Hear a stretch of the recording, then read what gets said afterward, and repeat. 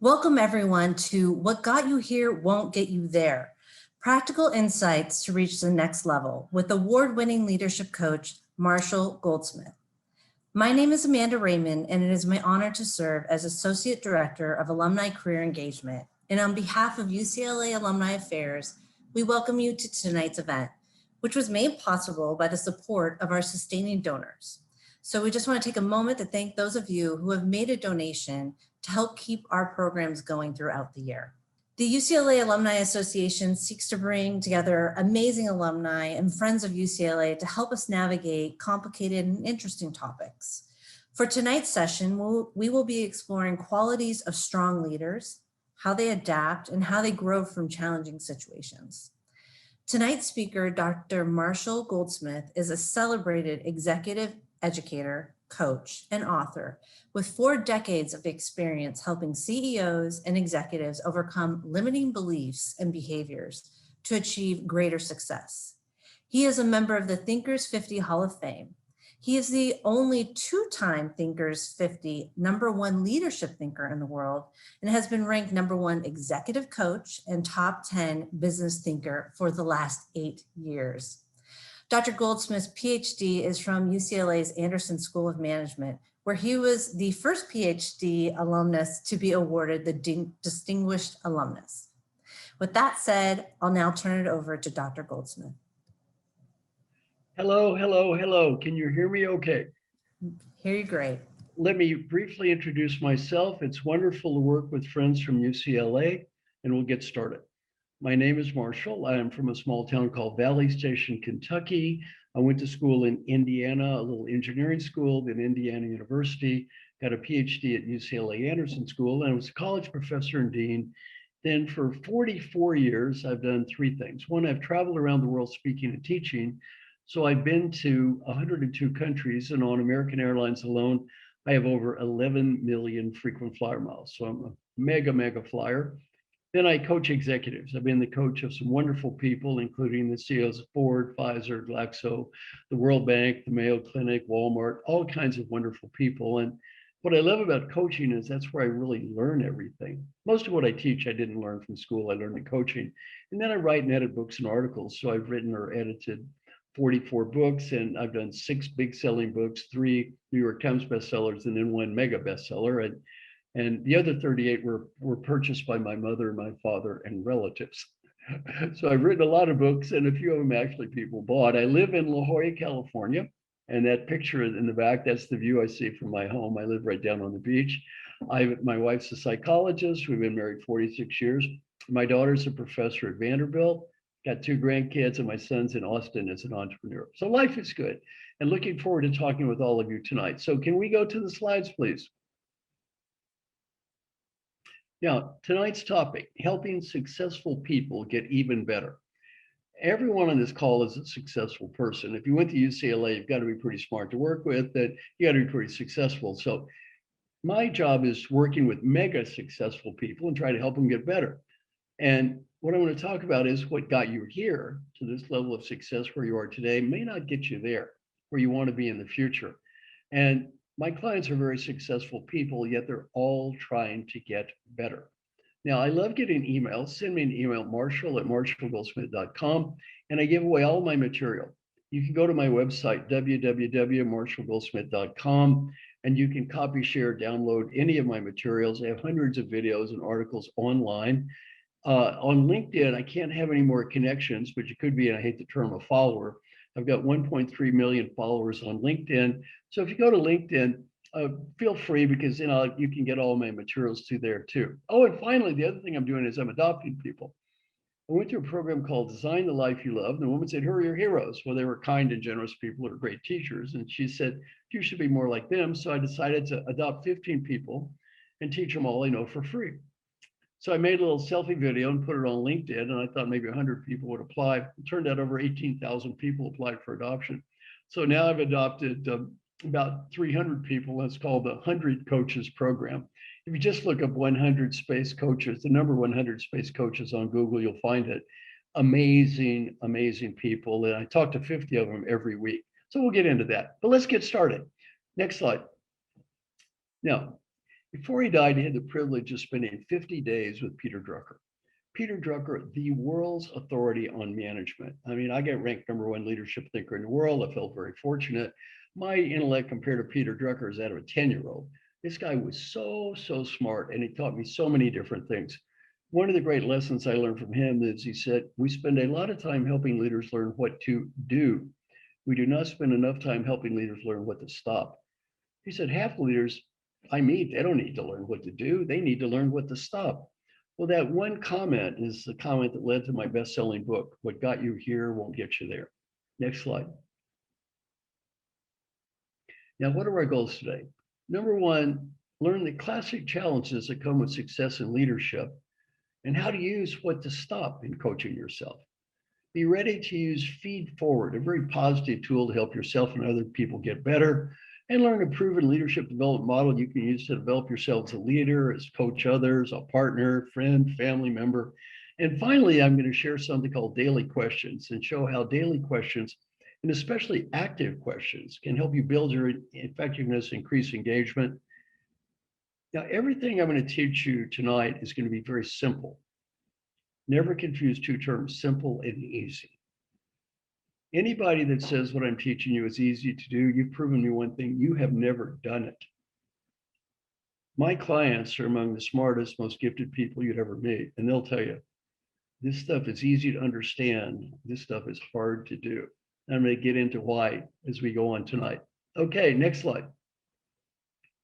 Now, what are some of the classic challenges of successful leaders? And I picked 3 of them just for tonight's audience, because as a UCLA graduate, I'm sure you're probably guilty of most of these. I was interviewed in the Harvard Business Review and asked a question. What is the #1 problem of all the successful people you've worked over the years? What is their #1 problem? My answer, winning too much. Winning too much. Now, what does that mean? If it's important, we want to win. Meaningful, we want to win. Critical, we want to win. Trivial, we want to win. Not worth it, we want to win anyway. Winners love winning. Now, if you're a graduate of UCLA in the game of life, you're pretty much a winner. I don't know when you applied to UCLA, but this year I think 140,000 people applied for the freshman class. You're on this call. You're pretty much a winner in the game of life. It's hard for winners not to constantly win. I'm going to give you a case study of winning too much that almost all of my clients fail. And given you're a fine UCLA graduate, I will predict you'll probably fail this too. Case study #1, you want to go to dinner at restaurant X. Your husband, wife, friend, or partner wants to go to dinner at restaurant Y. You have a heated argument. You go to restaurant Y. It was not your choice. The food tastes awful and the service is terrible.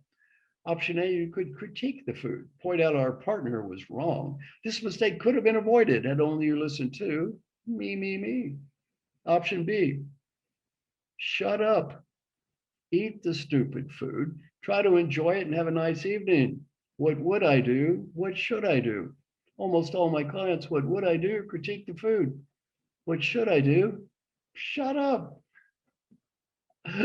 Case study #2 is even worse. You have a hard day at work. You come home. Your husband, wife, friend, or partner is there, and the other person says, I had such a hard day today. I had such a tough day.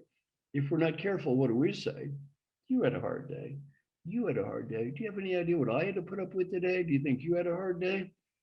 We're so competitive, we have to prove we are more miserable than the people we live with.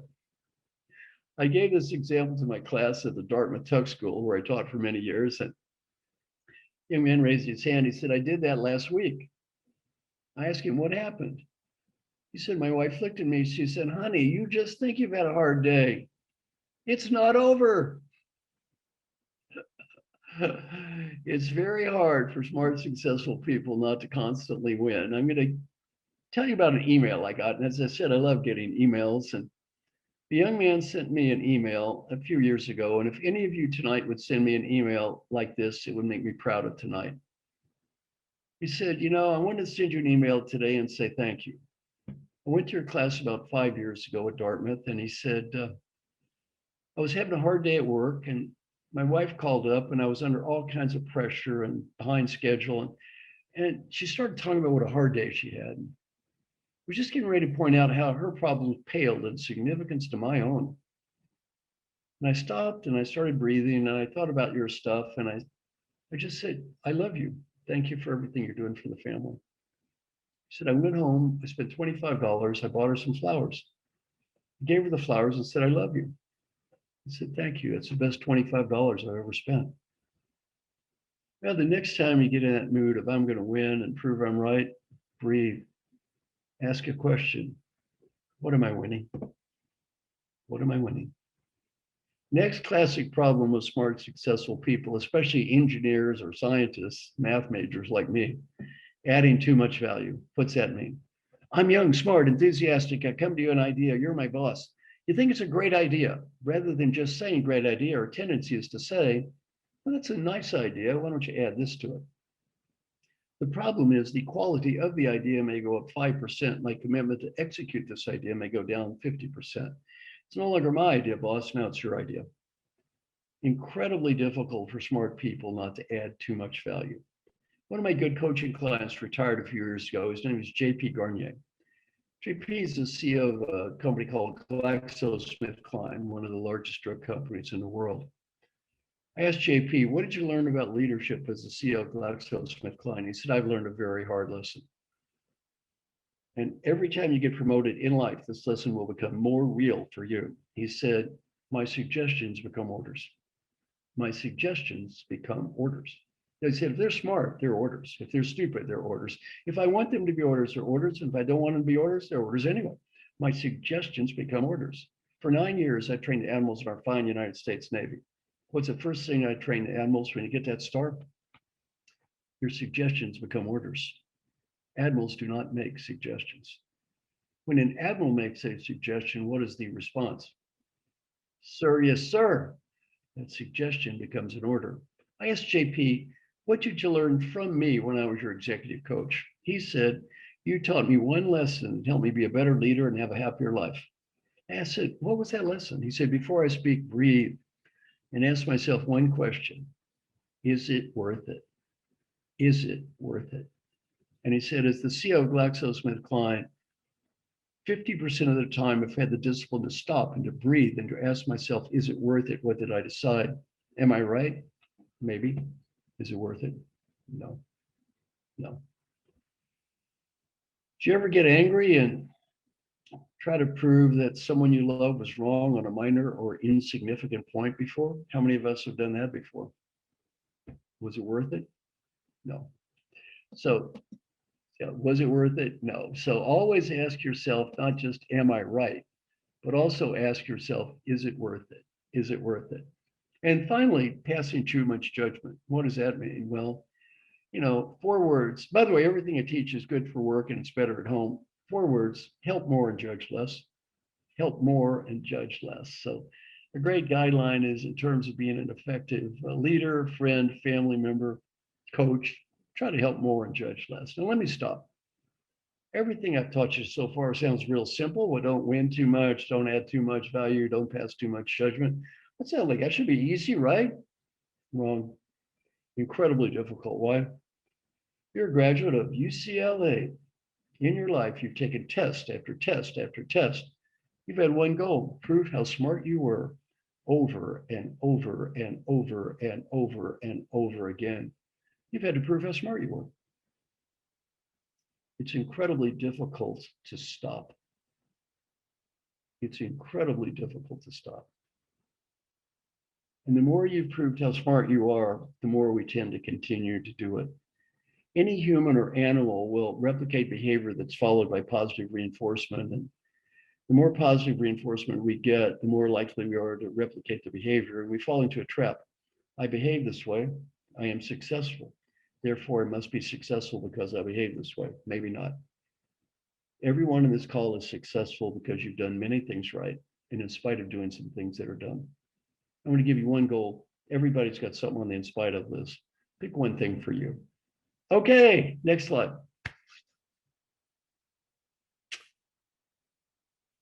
Learning from a great leader. Now, in my role as a coach, I have a very unique billing system. I don't get paid if my clients don't get better.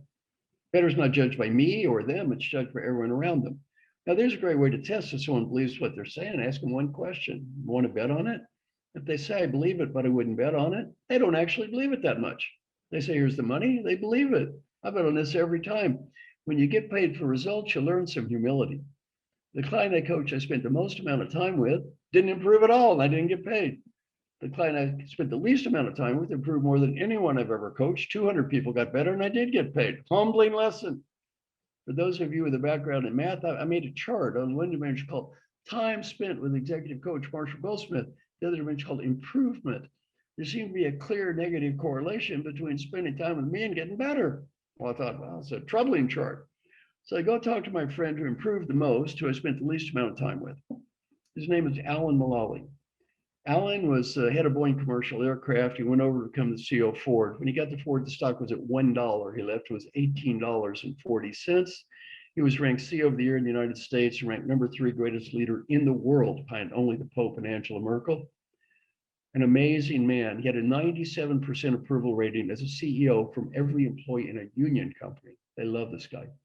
He's also just a great human being. He's one of my best friends. I love him.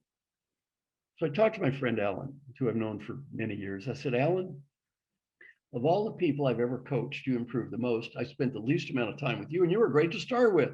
What should I learn about coaching from you? He said, Marshall, you got one challenge as a coach: pick great customers. You pick the great customers, you win. You pick the wrong customer, you lose. And he said, you know, my job at Ford wasn't that different. I don't design the cars. I don't build the cars. I don't sell the cars. Got to have great people. And he said, also, don't make coaching about your ego and how smart you think you are. Make it about the great people you work with, how proud you are of them. That advice changed my life. What did I learn? If people don't care, don't waste your time. You want to coach people that care. Work with people who are going to try. They don't care. Let it go. And in listening to me tonight, if you don't care, don't waste your time. If you're going to get better at anything, the motivation for your improvement is going to come from one and only one place. Where's that? In your heart. It doesn't come from in here. You're not going to do it anyway. You're not going to do it anyway. Now, you know what? Amanda and Gloria, if I ask for a question and get some responses, could you all tell me some of the responses I get back? Sure. Sure. We can do that. Very, very good. Okay. Now I'm going to ask the fine audience a question. And it's a yes/no question. So you write yes or no, and then tell me about the reaction. Have you ever tried to change the behavior of a husband, wife, or partner that had no interest in changing? And yes or no, and how'd that work out for you? Have you ever tried to change the behavior of a husband, wife, or partner? How'd it work out?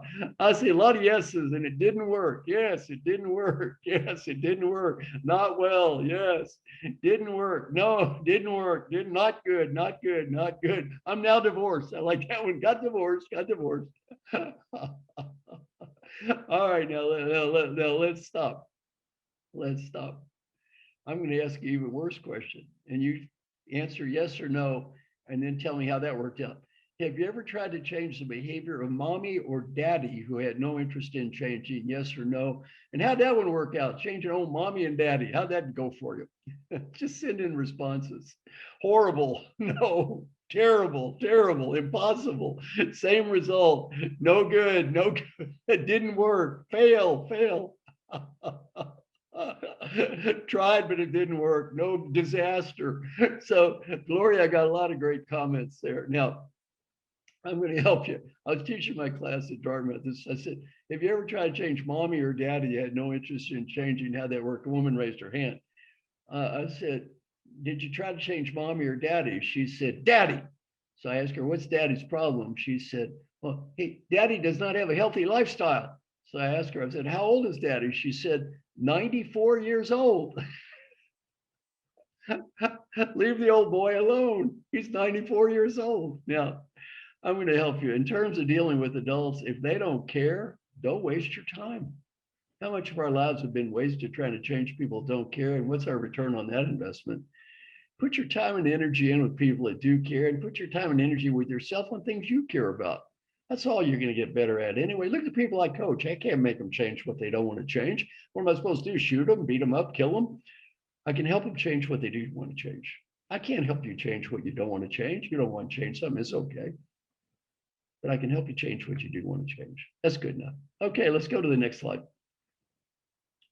Now, Next, we're going to talk about something called Feedforward. I love Feedforward. Get in the habit of doing this, a positive, upbeat way to help yourself and other people get better. Get in the habit of asking a question.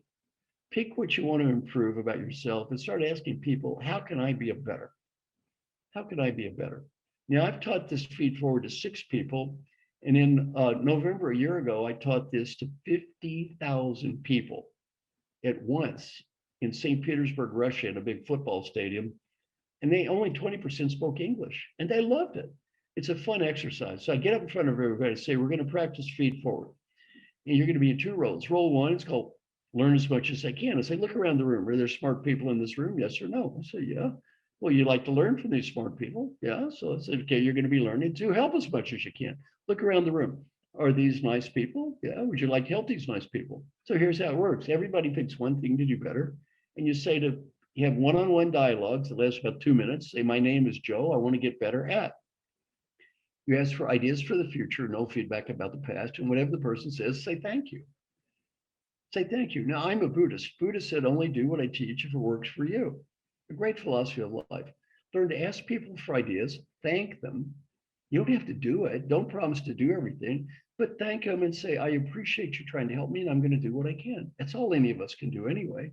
Don't judge, don't critique. Just get in the habit of asking for input, shut up, listen, and say thank you. Now, this again is an exercise I've done with 6 people. I've done it with 50,000 people. It always works. Okay, next slide.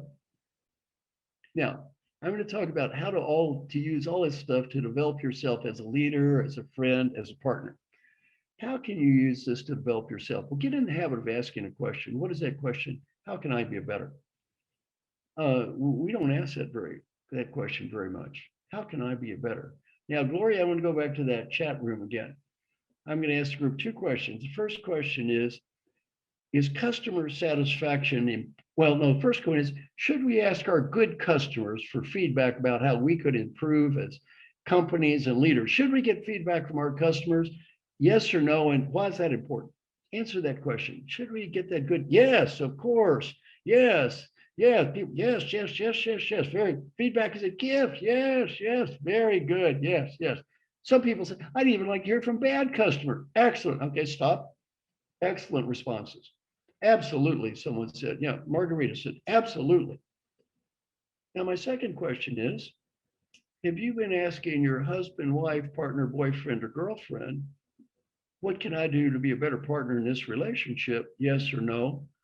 And if the answer is no, why not? Uh-oh. Uh-oh. Somebody said, uh-oh. It's the growth mindset. Somebody said yes when we go to the marriage register. Be wary of the answer. Yeah, only once in a while.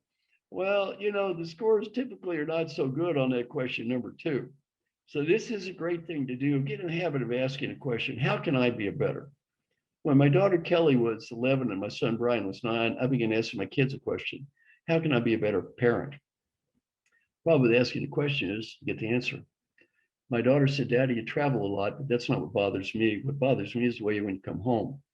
You watch sports, you don't spend much time with me. And one time it was Saturday and I wanted to go to a party at my friend's house and Mommy didn't let me go to that party. You had to stay home and spend time with you. And then you spent no time with me and, Daddy, I wasn't right. What can I say? Thank you. I said, Daddy's going to do better.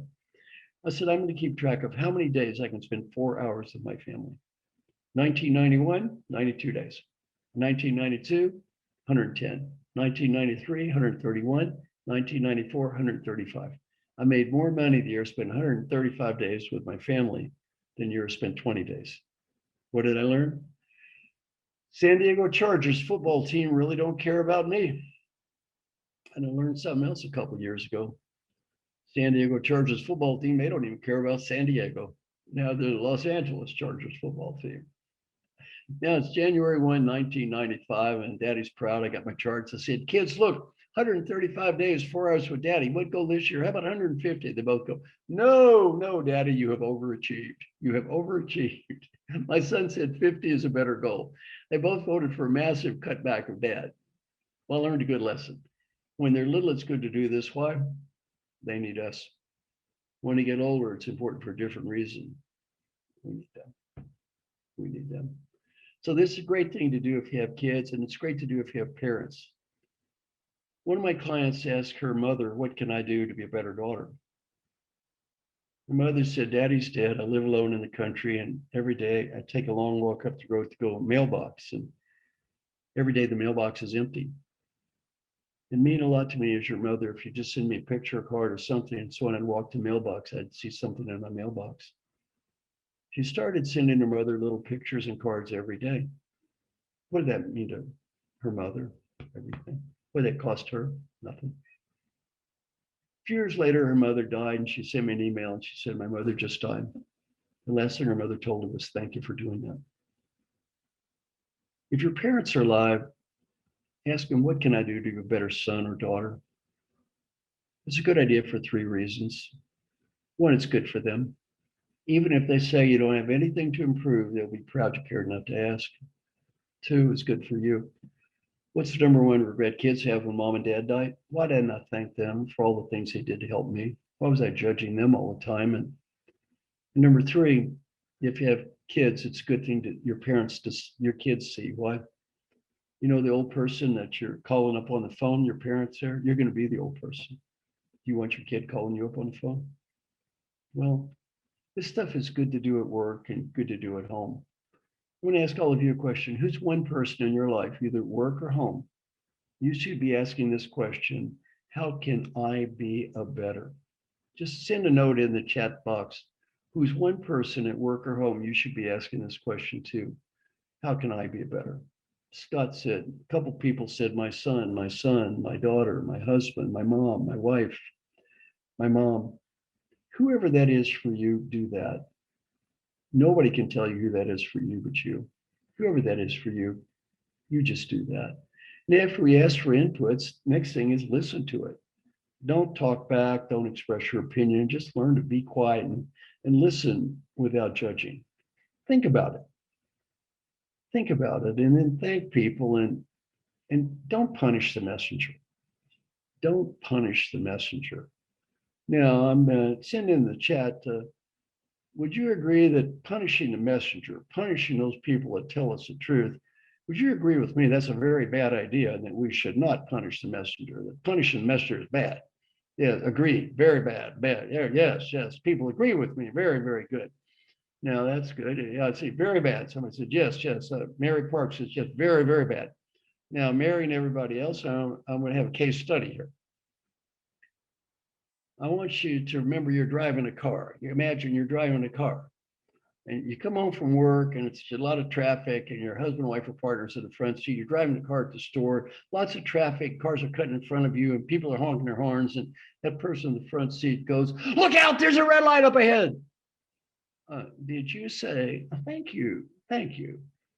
Or did you say something like, what do you mean there's a red light? Don't you think I can see? I know how to drive this car. Why don't you be quiet and let me drive? How many of us have ever chosen option B before and yelled at that person in the front seat? B.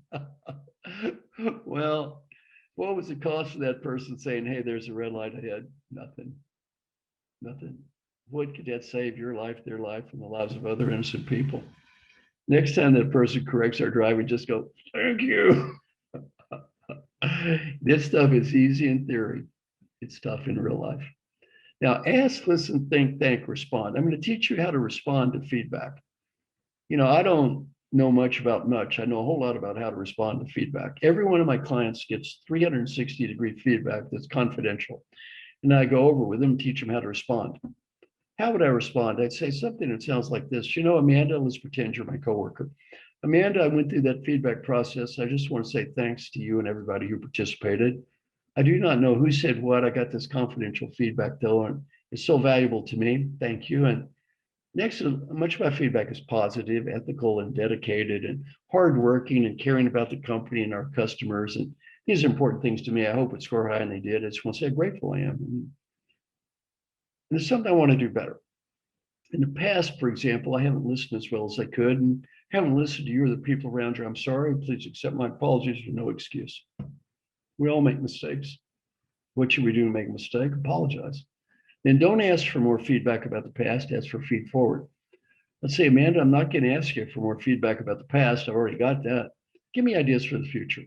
Give me ideas to help me be a positive and open-minded listener. Whatever she says, sit there, shut up, listen, take notes, and say thank you. Don't judge and critique. Now, don't promise to do everything. Leadership's not a popularity contest. Let's say, Amanda, I can't promise to do everything you and everyone suggests, so I'm going to promise to listen to the ideas and think I'm going to do what I can. And I can't change the past, I'm going to change the future, and I can't get better at everything. I get better at this. Respond. By the way, that little conversation I just had, my friend Hubert Joly, CEO of Best Buy, one of the best CEOs in the world in the last 20 years. Company was down the drain, did a great turnaround. He has everybody in the company does this. After you respond, involve that person. Say, Amanda, I'm going to involve you and ask you to help me get better. Then change. And we can all change. And the key to make this last is you have to follow up and stick with it. You say, Amanda, it's been 2 months. 2 months ago, I said I wanted to be a positive and open-minded listener. Based on the last 2 months, give me ideas for the next 2. It's been 4 months, 6 months, 8 months. What happens if you do what I just taught you? I'm going to answer this not from a theory point of view, but from a research point of view. Can you look at the next slide? This is a research study called Leadership as a Contact Sport. And Gloria and Amanda are going to tell you how to look up all these, you can keep all the slides and how to look up all this stuff in the articles I've written. This article is available online. This is a study from 86,000 people around the world. There's no country this doesn't work. There's no industry doesn't work. This works all the way from CEOs, the people I work with, to first line supervisors. So it's been amazing research. Next slide. In our research, every leader got multi-reader feedback. Every leader got multi-reader feedback. They had to focus on something to do better, ongoing follow-up, and then we did a survey to measure, did they get better? And I get a question, what do I mean by involve them? You go back over and over to them and say, here's what I want to improve, give me ideas, thank you. That's what I mean by involvement. Then we did a mini survey a year later. Are they seen as a more effective leader? Not as judged by themselves, but judged by everyone around them. Next slide. And if you look at the first slide, what you can see, when people said, you know, my leader went to that program, but they didn't talk to me, they did no follow-up, -3 became a less effective leader, +3 more effective, 0 didn't change. If you know about probability and statistics, that looks a little bit better than a normal distribution curve. I've done control group studies, no training, no feedback, no nothing. The control group did this well. They might as well have been watching sitcoms as go to a training program and get feedback. Total waste of time. Next slide. When people said my coworker did a little follow-up, a little better. Next slide. Some follow-up, a lot better. Next slide. Frequent follow-up, big improvement. And finally, next slide. Consistent or periodic follow-up, dramatic improvement. They all went to the same program in many cases. It was taught by the same person, me, and they had feedback on the same process at the same time. What did I learn? To quote my friend Al Mulally, if you get better, it doesn't have much to do with me. It's got a lot to do with you. Now, everything I just taught you in the last half hour works. It doesn't kind of work or sort of work or maybe work. It works. It works at work. It works at home. It works around the world. It works. It doesn't work if you don't do it. And our challenge is not understanding it. It's doing it. It takes courage to look in the mirror. It takes humility to admit you can improve. And it takes discipline to follow up over and over and over and get better. You have the courage, humility, and discipline, like my friend Alan said, you're going to get better. You don't, it's a waste of time. Next slide. Next slide. Now, I'm often asked a question. Do people really change their behavior, or are they merely perceived as changing? And the answer is, it's much harder to change perception than it is to change behavior. Now, Gloria, we're going to ask everybody to answer my question. I don't want you to look at your watch or clock, but if you have a watch or clock or you're around one, what does the Roman numeral 4 look like on your watch or clock? Just write the little initials there for that Roman numeral 4 and send them in. Yeah, I see everybody saying, yeah, IV, IV, IV, IV. Everybody says IV there. All right. Now, if you have a Roman numeral watch or clock that you can see, look at it and look at the 4. What's the 4 look like? About 80 or 90% of the time, it has 4 eyes. It's not an IV. It's not an IV. I've done this with people that own the same Roman numeral watch for 40 years. They looked at it every day. They couldn't see it. Why? We don't see what's there. We see what we think is supposed to be there. Now, it's hard to change perception. Why does this work so well? You don't necessarily believe I'm going to change when I say I am. But when I follow up over and over, you start realizing, you tell me I'm getting better. And when you tell me I'm getting better, you start believing it. You're involved. You're invested in me improving. And all of a sudden, you're like, this guy's trying. He's getting better. And you begin to realize that if you don't do follow up, even if your behavior changes, you may not change that other person's perception. Next slide. Now, it's okay to need help and structure. Again, I'm so proud of the fact that coaching used to be about fixing losers. My mission is helping great people get even better, helping winners. My clients are not losers. Again, I'm proud that 27 major CEOs endorsed my book, Triggers. Why am I so proud of that? 30 years ago, no CEO would admit to having a coach. They would have been ashamed or embarrassed to have a coach. Today, they all stand up and say, I need help. It's okay. How many of the top 10 tennis players have a coach? 10. Doesn't mean they're losers. It means they're winners. Look, we all need help, and it's okay. I have someone call me on the phone, my friend Mark, every night. He called me tonight before this. Every night he listens to me practice what I'm going to teach you next. Why? I need help. See, somebody said, why do you have someone call you on the phone every night? Don't you know the theory about how to change behavior? I wrote the theory about how to change behavior. That's why I have somebody call me on the phone every night. My name is Marshall Goldsmith. I'm alumni of the year at the UCLA Anderson School, where I got a Ph.D. I was ranked #1 leadership thinker coach in the whole world. I have to have someone call me on the phone every night. Why? I'm too cowardly to do this stuff by myself. I'm too undisciplined to do this stuff by myself. I need help, and it's okay. We all need help. Who are we kidding? It's okay. Once you admit life is hard to do by yourself, you need help, you get better at almost anything. Next slide. Next slide. Now I'm going to teach you the daily question process. Takes 3 minutes a day, cost about nothing. It's going to help you get better at almost anything. Some of you might be skeptical now. Cost 3 minutes a day, cost nothing, help me get better at almost anything. That sounds too good to be true. Half the people that start doing this quit within 2 weeks. And they do not quit because it does not work. They quit because it does work. This is easy to understand, and this is hard to do. Get out a spreadsheet. Write down a series of questions that represent what's most important in your life. Friends, family, health, coworkers, anything you want. Every question has to be answered with yes, a no, or a number. Yes is recorded as a 1, no is a 0 or a number, and then 7 boxes across, one for every day of the week. And fill it out every day. At the end of the week, you're going to get a report card.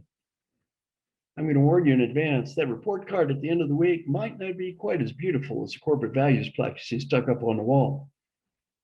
I've been doing this for years, about 25 years. When you do this every day, you know what you learn? You learn that life is incredibly easy to talk. Life is incredibly difficult to live. You do this every day, you don't get to look at those talk values, you get to look at those live values. Not so pretty.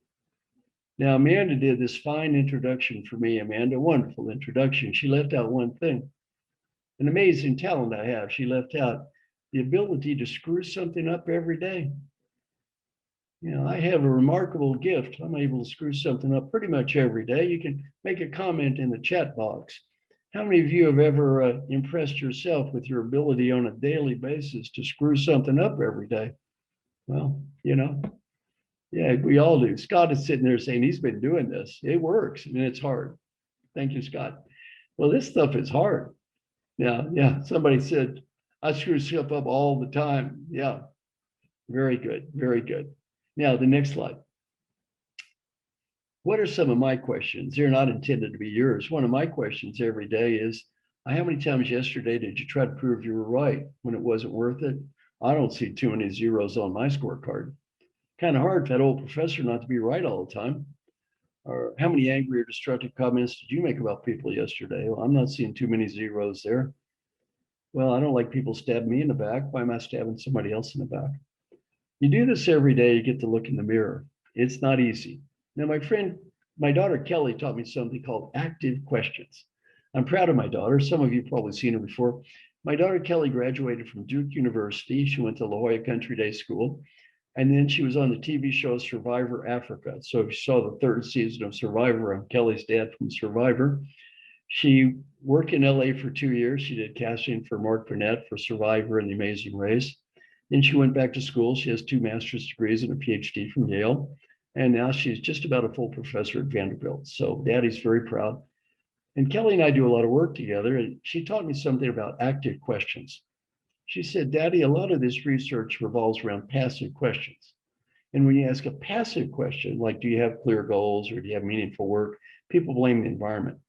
Teach people about active questions where they look in the mirror and look at themselves, especially questions that begin with the phrase, did I do my best to? Because you can't blame that on somebody else. Next slide. Now, I'm going to ask you to challenge yourself with these 6 questions every day. And if you just do this, the research is amazing. Question number 1 is, did I do my best to set clear goals? Every day, take 5 minutes and set goals.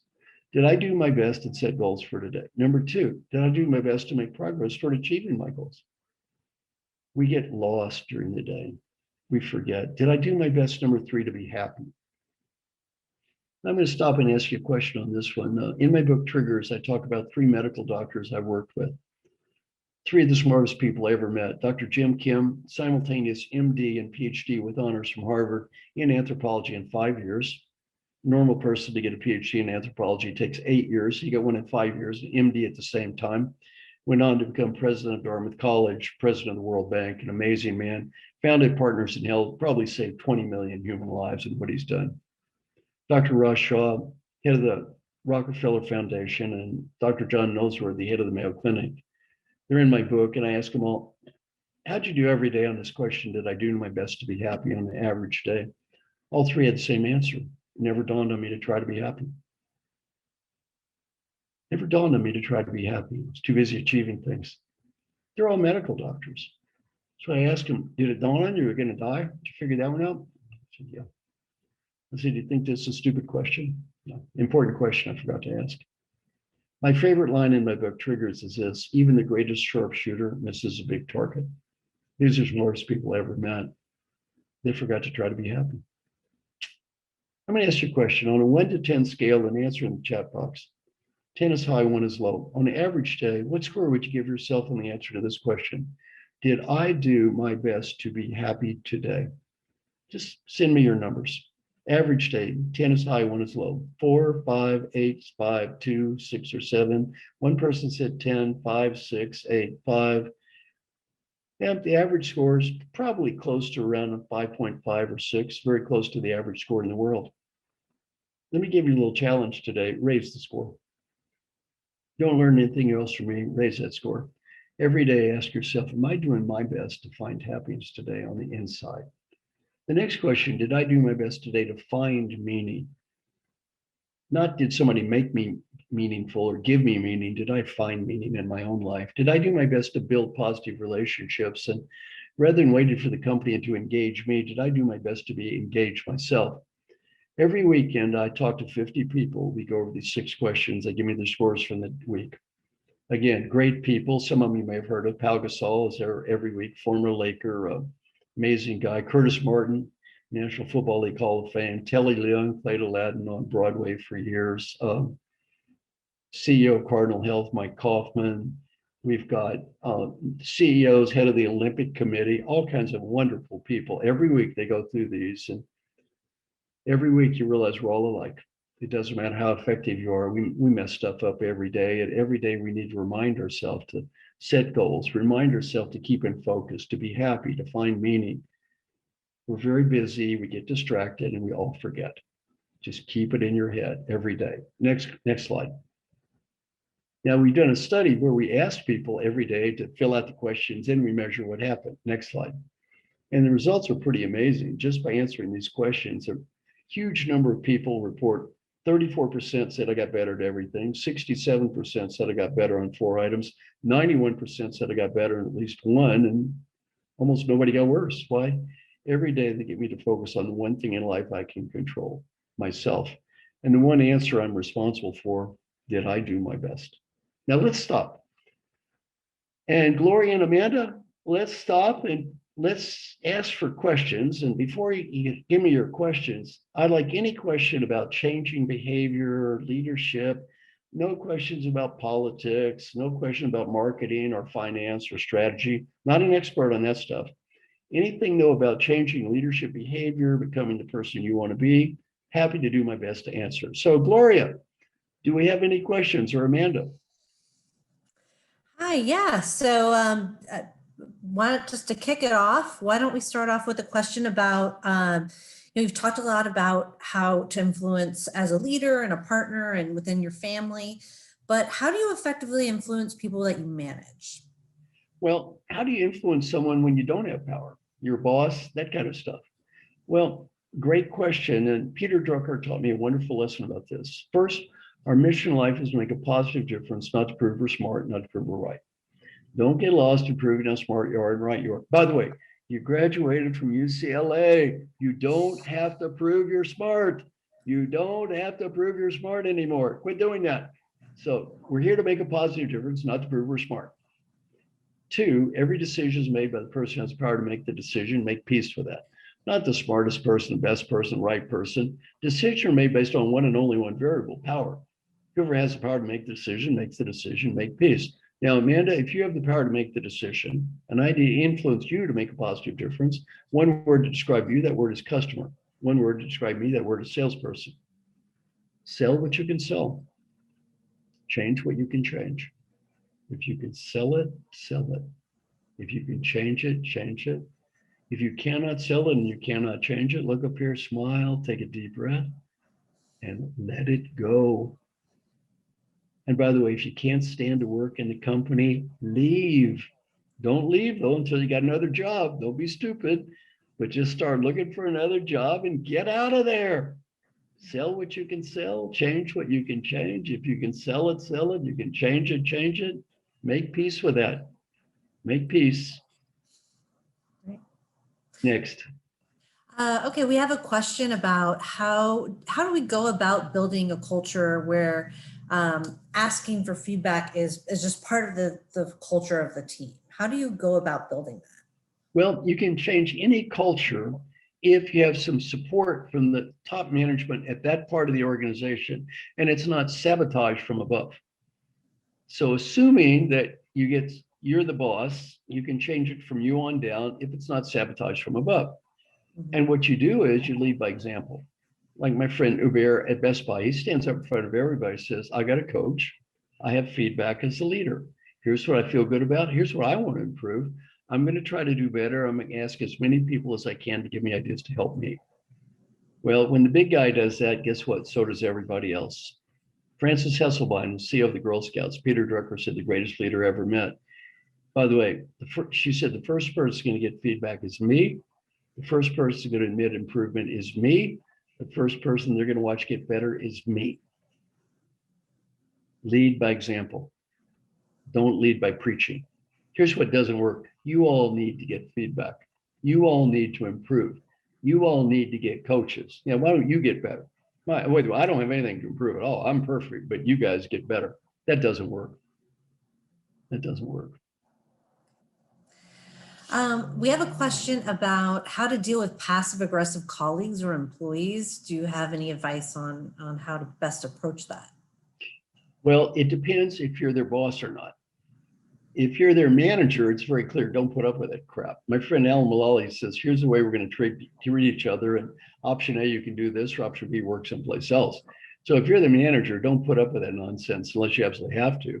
If you're not the manager, you try to influence a person in a positive way. If you're not their boss, they either care or don't. If they don't care and you're not their boss, what you can probably do about that? Answer absolutely nothing. And by the way, make peace with the fact I'm not going to fix it all. See, I got ranked number one coach in the whole world. There's many problems I'm not going to fix. Well, you're not going to fix them either. Some people don't care. They got a cynical, passive aggressive attitude. You're not their boss. And you know what you're going to do about it? Probably zero. Quit letting them make you crazy. Okay. Then we have a question about What do you take into consideration when you're deciding to take on new coaching clients? Very good question. When I coach people, I never argue.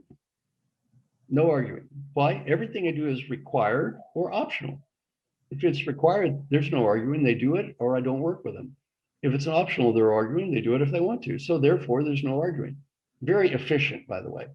What's required? You have to get confidential feedback from everyone around you. You have to pick important behavior to improve. You have to talk to people about what you learn. You have to follow up on a regular basis. And you have to measure yourself twice to prove you got better. If you do that, I want to work with you. If you don't, I won't. That's pretty simple. And again, I limit my coaching to either CEOs or very high-end people. And I'll tell you a secret. You know how you really make sure you only work with very top people like that at the highest end? It's as easy. Charge $300,000 a person. Guess what? You're not working with any first line supervisors. Right. It makes it a lot easier. We were getting a few questions that are more time sensitive in terms of like leading in this pandemic, specifically training and managing and leading remotely. Okay. Advice on that. Okay. Yeah. Pandemic. Okay. Send me an email, marshall@marshallgoldsmith.com, because this one I didn't send to you guys yet. I'll send you a copy of it. This is a coaching process I recommend for the leading in a pandemic. I'll be really quick about this because after this one, I'm going to finish with a little talk to wrap up. Okay. But back to this question, leading in the pandemic, people need more communication, not less. Get in the habit, if you're a leader, of having a dialogue with each of your people that covers 6 questions. Number 1, where are we going? Here's where I see us going in this organization. What do you think? Where are you going? Here's where I think you're going. What do you think? Doing well. Here's what I think you're doing well. What do you think you're doing well? What are you proud of? Ideas for the future, feed forward. Here's the ideas to help you do better. Then if you were the coach for you, what ideas might you have? Then say, how can I help you? And then what ideas do you have for me? Then say, and again, I've written all this up. I covered it very quickly, but send me an email, marshall@marshallgoldsmith.com. Write down 6 question coaching. I'll send you the write-up on this. And then say, look, if you ever feel lack of clarity, overcommitted, ambiguity, talk to me. If I do my job to cover these basics on a regular basis and you do your job to follow up, there's no reason that we have any sense of confusion. And I want you to be able to know what's important now. And also realize it may change very quickly during a pandemic like this. And this works, by the way, just fine over the Zoom calls. All right, Amanda, let me finish with my favorite coaching advice. Are we ready? I want everybody, including you, Amanda, to smile. Take a deep breath, your hand like this. Now I want you to imagine that you're 95 years old and you're just getting ready to die. You're on that deathbed. Here comes your last breath. But right before you take that last breath, you give it a beautiful gift. The ability to go back in time and talk to the person listening to me right now. The ability to help this person be a better leader, or much more important, have a better life. What advice would the wise 95-year-old you, who knows what mattered in life and what didn't, and what was important and what wasn't, what advice would that wise person have for the you that's listening to me right now? Don't just say anything or do anything or write anything. Just answer that question in your mind. What advice would that person have for you? Whatever you're thinking now, do that. In terms of performance appraisal, that's the only one that matters. That old person says, you did the right thing, you did the right thing. That old person says, you made a mistake, you made a mistake. You don't have to impress anybody else. Some friends of mine interviewed old folks who were dying, got to ask the question, what advice would you have? On the personal side, 3 themes. Theme number 1, 3 words, be happy now. Not next week, not next month, not next year, be happy now. People on this call are among the luckiest people that ever lived. You're very smart people, you have good education. Many of you have friends, family, health. Compared to me, you have youth. Don't get so busy chasing what you don't have, you cannot see what you do have. Learning point number 2, friends and family. Friends and family. Well, don't get so busy climbing the corporate ladder that you forget the people who love you. And number 3, if you have a dream, go for it. Because if you don't go for when you're 35, you're not, maybe not when you're 55 or 85. It doesn't have to be a big dream. Go to New Zealand or speak Spanish. Other people think your dream is goofy. Who cares? It's your dream, not theirs. It's your life, not theirs. I was teaching this class once, and I said, go to New Zealand, speak Spanish. Guy raised his hand, said, we're in Spain, you idiot. We all speak Spanish. Business advice ain't much different. Life is short, have fun. Life is short, have fun. Number two is do whatever you can do to help people. The main reason to help people has nothing to do with money or status or getting ahead. The main reason to help people is a 95-year-old you will be proud of you because you did, disappointed if you didn't. And if you don't believe that's true, interview any CEO who's retired and ask them, what are you proud of? I've asked many that. What do they tend to say? People they helped. They don't talk about how big their office was. And finally, if you have a dream, go for it. Have a dream, go for it. We almost never regret the risk we take and fail. We all regret the risk we fail to take. And the final thing I'd like to say is my honor to talk to all of you. I'm very proud to be a UCLA graduate. I'm very proud of all of you. It's a great school. You're a smart person. You work very hard. Got a lot to be proud of. And my goal is to help you have just a little bit better life. And maybe you can help somebody else have a little bit better life. So I hope I taught you something tonight that help you have just a little bit better life. Thank you so much. Thank you so much. And please, everyone, join me in thanking Dr. Goldsmith for his inspiring insight tonight and such practical tips on how to be better leaders. And thank you all for participating in tonight's session. I hope to see you all tune into future sessions hosted by UCLA Alumni Affairs. And with that, just going to close out on Go Bruins.